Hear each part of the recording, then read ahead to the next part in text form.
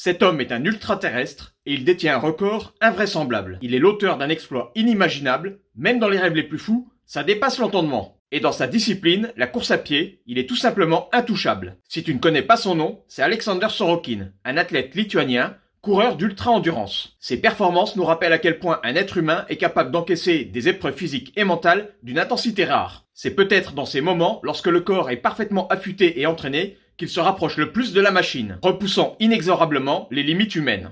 Et Sorokin en est le parfait exemple, infatigable. Il détient tous les grands records sur grande distance. 100 km, 100 miles, record du monde des 6 heures, 12 heures et 24 heures. Voici par exemple un de ses entraînements sur Strava. 40 fois 1000, à une allure de 3 minutes 28 au kilo, pour un total de 49 km 5. Et pour son record du monde des 24 heures, à ton avis, quelle distance il a parcouru? Réponse, 319,61 km. Déjà, courir 24 heures, ça veut dire courir toute la journée, mais aussi toute la nuit. Donc tu dois lutter contre la fatigue physique, mais en plus contre l'endormissement. Alors que t'es bien au chaud sous ta couette, il y a un Lituanien qui enchaîne les kilomètres dans le noir et le froid, avec pour objectif de dépasser les 300 bornes. Son record représente une vitesse de course moyenne de plus de 13 km/h, à une allure dingue de 4 minutes 30 au kilo. Pour info, son temps de passage au premier marathon, 2h50.